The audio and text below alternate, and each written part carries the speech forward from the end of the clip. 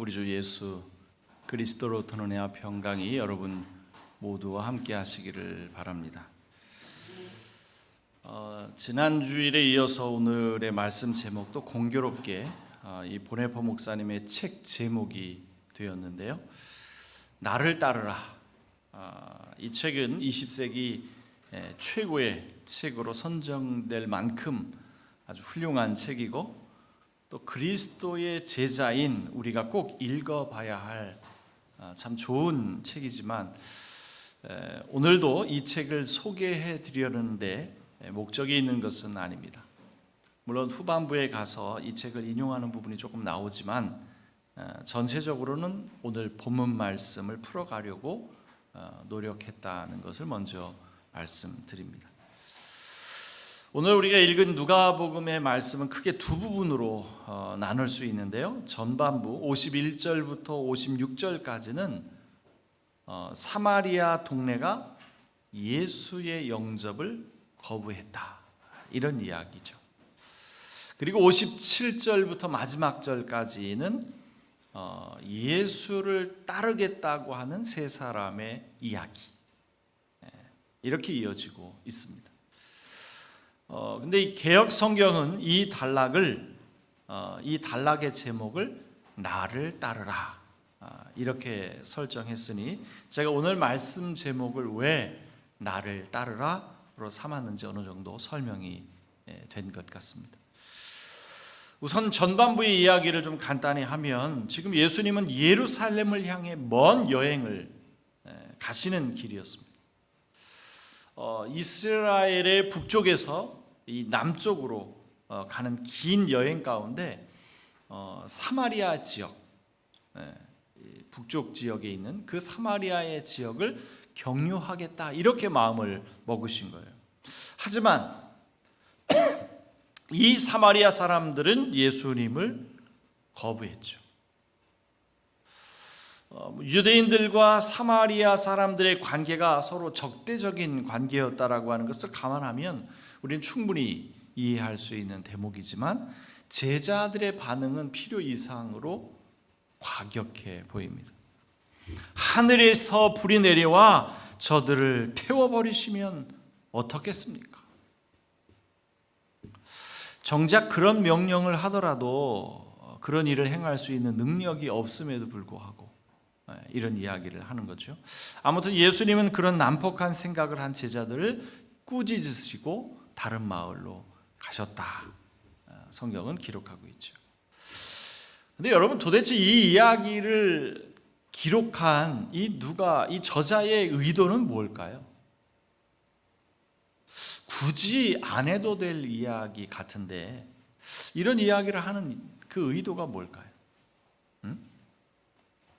굳이 안 해도 될 이야기를 이 자리에 넣었다는 것은 아마도 그 다음 이야기를 하기 위한 그런 의도가 깔려 있는 것은 아닐까, 이런 생각을 해보게 되는데요. 오늘 본문 말씀 후반부에 나오는 이야기는 예수님을 따르겠다고 하는 세 사람에 관한 이야기죠. 자발적으로 예수를 따르겠다는 사람도 있고, 예수님의 요청에 따라서 따르겠다고 한 사람도 있습니다. 아무튼 이랬든 저랬든 예수님을 따르겠다고 하는 세 사람의 이야기이죠. 자, 첫 번째는 자발적으로 예수님을 따르겠다는 사람이 등장합니다. 나는 선생님이 가는 곳이면 어디든지 따라가겠습니다.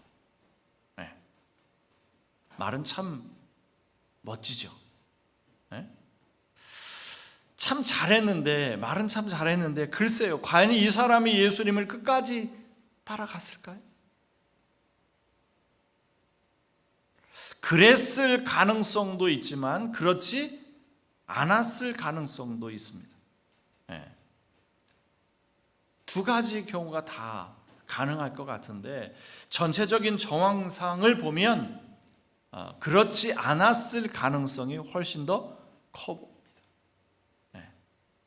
예수님의 이런 훌륭한 고백에 대해서 뭐라고 말씀하시는지 보세요. 칭찬은 해주지 못할 망정 찬물을 끼안고 계시죠. 여우도 굴이 있고 하늘을 나는 새도 보금자리가 있으나 인자는 머리 둘 곳이 없다. 그런데도 너는 나를 따를 것이냐? 에? 나를 따르려면 큰 각오가 필요할 텐데, 왜냐하면 고생문이 훤히 열릴 테니까. 그런데도 너는 정말 나를 따르겠느냐? 이런 거죠. 어쩌면 예수님이 이런 말씀을 듣고 예수님을 따르려던 마음이 갑자기 확 사라졌는지도 모르죠. 아무튼 이 사람이 예수님을 끝까지 따랐는지 그렇지 않았는지 우리는 정확히 알 수는 없지만 중도에 포기했을 가능성이 훨씬 더 커 보입니다.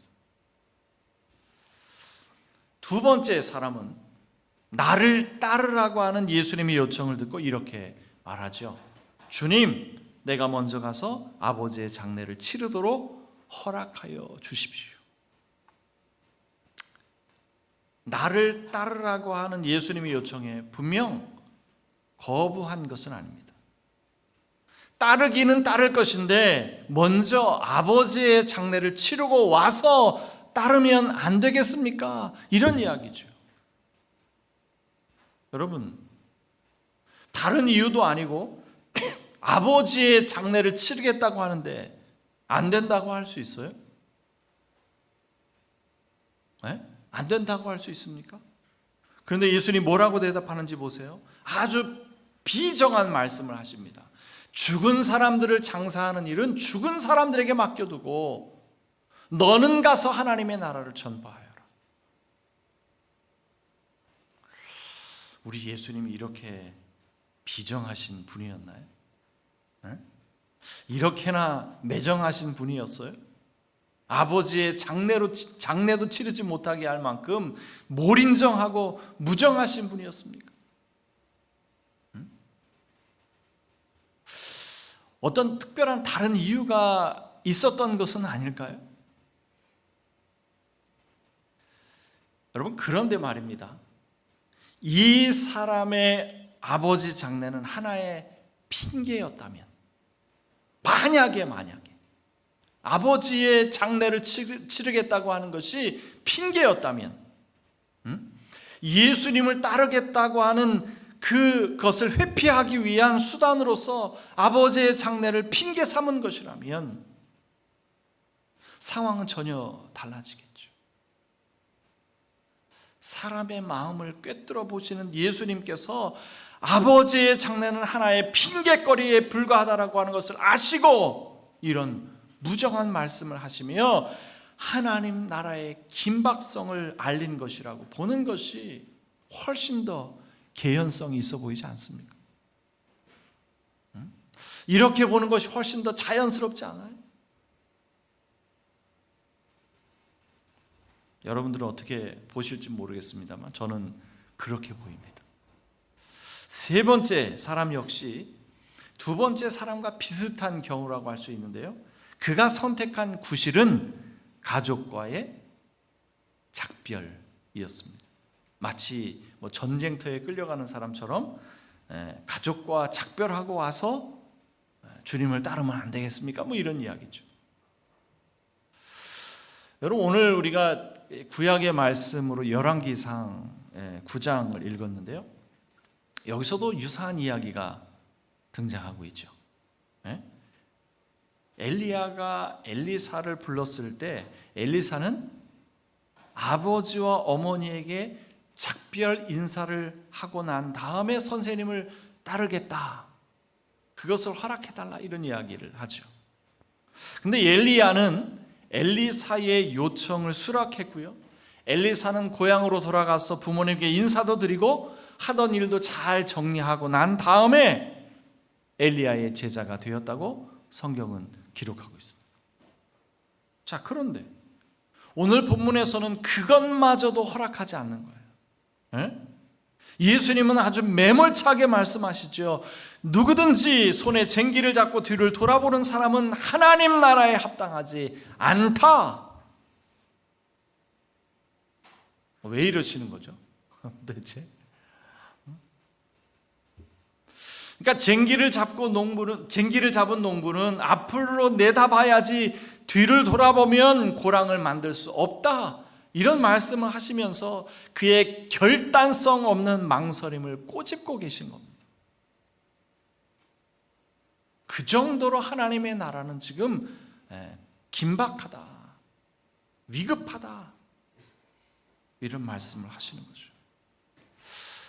여러분들이 보실 때 이 세 사람의 이야기가 어떻게 들리시는지, 어떻게 보이시는지 모르겠습니다만, 결국 이 세 사람의 이야기는 예수님의 제자가 되는데 실패한 사람들의 이야기입니다.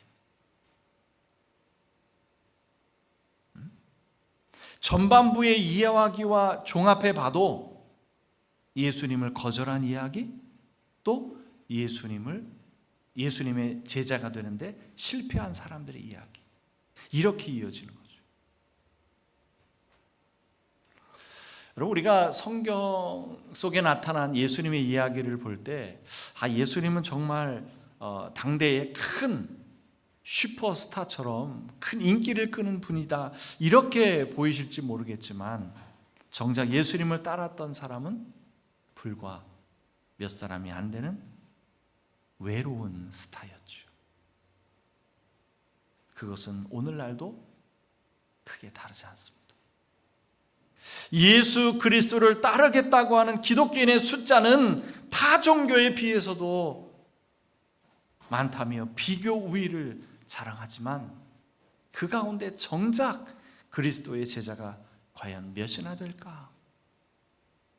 이렇게 질문해 본다면 글쎄요, 큰 소리 칠 상황은 아닌 것 같습니다. 여러분은 이 세 사람 중에 어디에 해당한다고 생각하십니까? 나는 이 세 사람 중에 어디에 해당한다고 생각하세요? 어느 경우에도 해당되지 않았으면 좋겠다, 이런 생각이 드시나요? 오늘 이야기에 등장하는 세 사람은 모두 예수 그리스도의 제자가 되는데 실패한 사람들이니까요. 그런데 어쩌면 이 이야기가 내 이야기인지도 모른다, 이런 생각은 안 해보시나요? 우리는 끊임없이 이 질문을 해야 합니다. 나는 과연 예수님을 따르는 일에 성공하고 있는가, 아니면 실패하고 있는가? 그리스도이냐면 마땅히 예수님을 따르는 사람들일진데 그렇지 않은 경우가 너무 많다는 거죠. 그렇기 때문에 우리는 부단히 질문해야 합니다. 몇 번이나 다짐하고 결단하더라도 예수님을 따르는 길이 결코 쉬운 길이 아니거든요. 나는 과연 그리스도의 참된 제자인가? 부단히 질문해야 한다. 우리가 그리스도의 제자가 되는데 실패하는 가장 큰 이유가 뭘까요? 그것은 바로 하나님 나라에 대한 무관심일 겁니다. 오늘 본문에서 예수님은 하나님 나라를 몇 차례 언급하셨어요. 하나님의 나라를 전파하여라. 하나님 나라에 합당하지 않다. 그리스도를 따르는 일은 하나님의 나라와 무관하지 않다는 말씀을 지금 하고 계신 겁니다. 그런데 하나님 나라에 대한 이해 없이 우리가 어떻게 그리스도의 제자가 될 수 있죠? 예수님의 이 땅에서의 그 짧은 생애를 보면 예수님은 온통 하나님의 나라에 집중하셨다는 것을 발견하게 됩니다. 하나님의 나라를 가르치셨고요, 하나님의 나라를 선포하셨고, 하나님의 나라를 보여주기 위해서 많은 병자들을 고치셨죠. 그러니 그리스도의 제자가 된다는 것은 하나님 나라 사역을 이어받은 것이라고 풀이해도 전혀 손색이 없습니다. 그런데 하나님의 나라에 대한 관심 없이 우리가 어떻게 그리스도의 제자가 될 수 있느냐는 말입니다.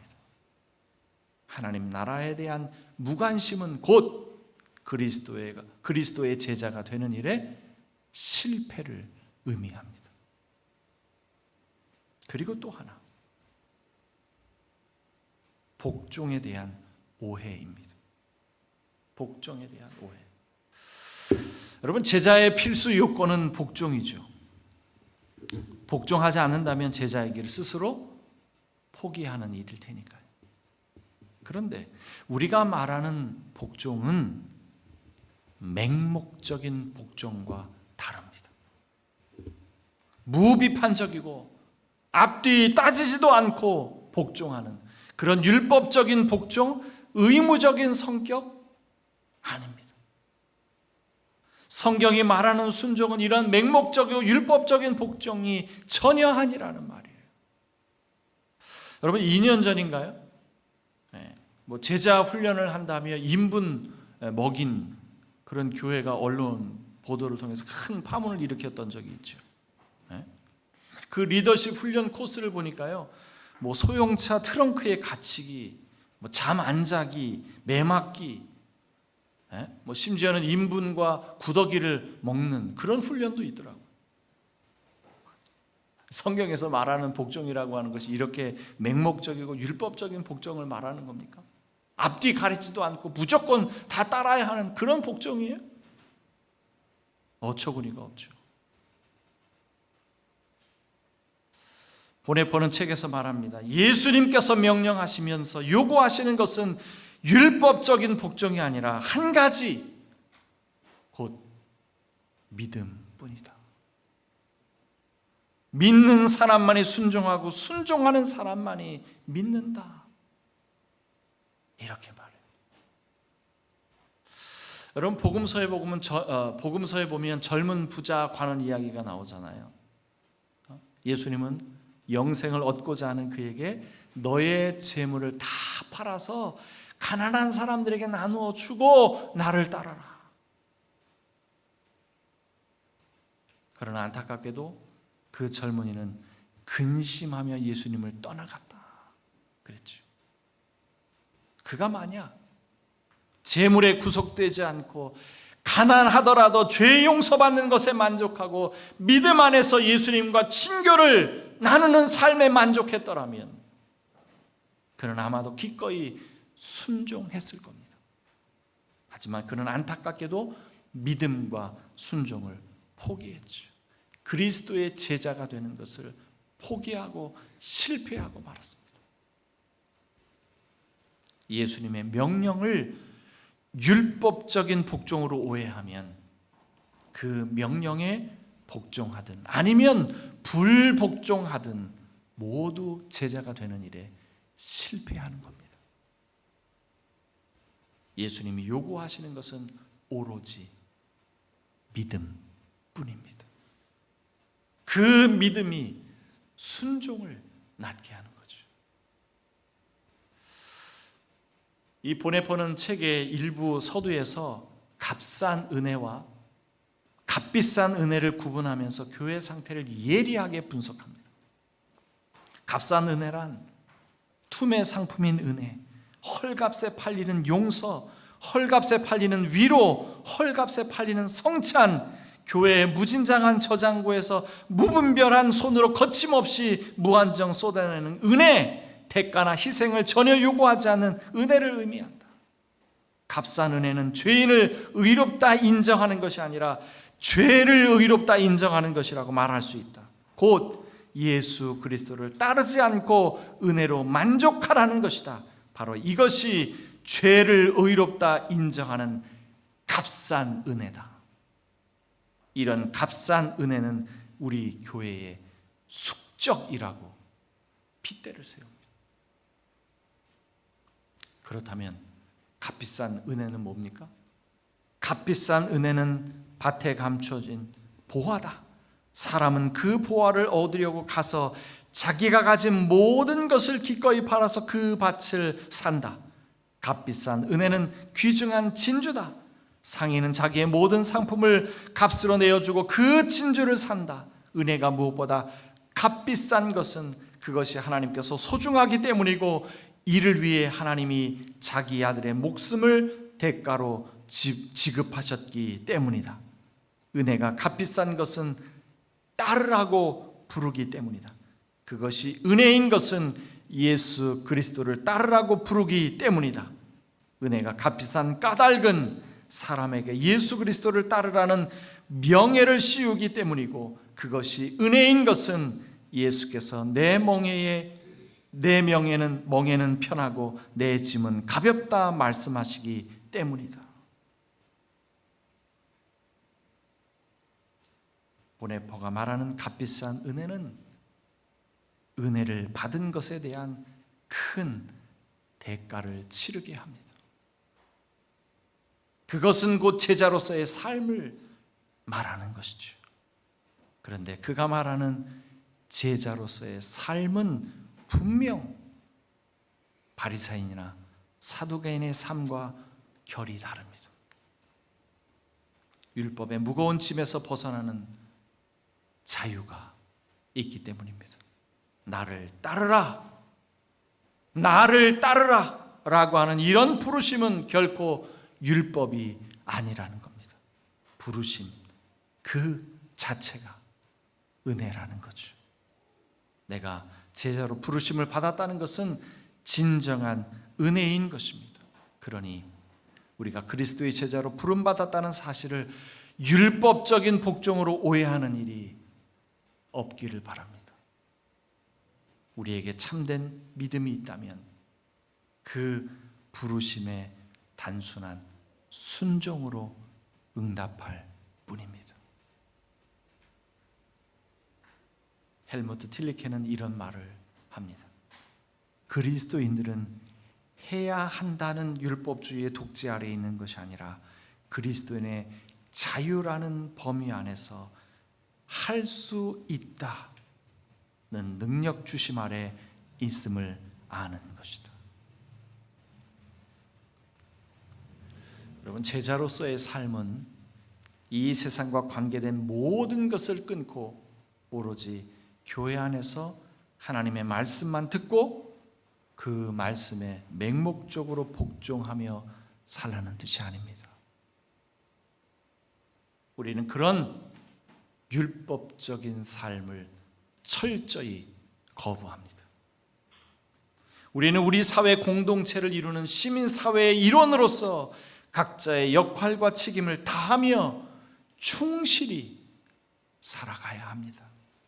그렇게 살아갈 때 어떤 선택의 기로에서 하나님의 정의와 하나님의 공의를 선택하고 헌신하는 사람, 이런 사람들이 바로 그리스도의 제자죠.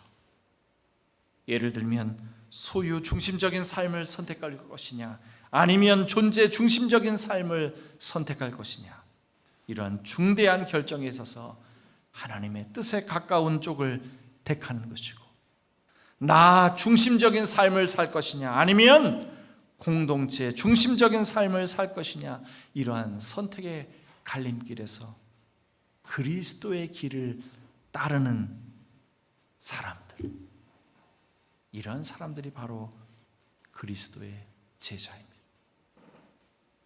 그리스도를 따르는 제자의 삶은 종의 멍에를 매는 일이 아닙니다. 그리스도가 선사하신 자유 가운데 오직 사랑으로 하나님의 나라를 이루어가는 일입니다. 그리스도를 따르는 사람은 하나님께 복받은 사람입니다. 여러분은 복받은 사람입니다.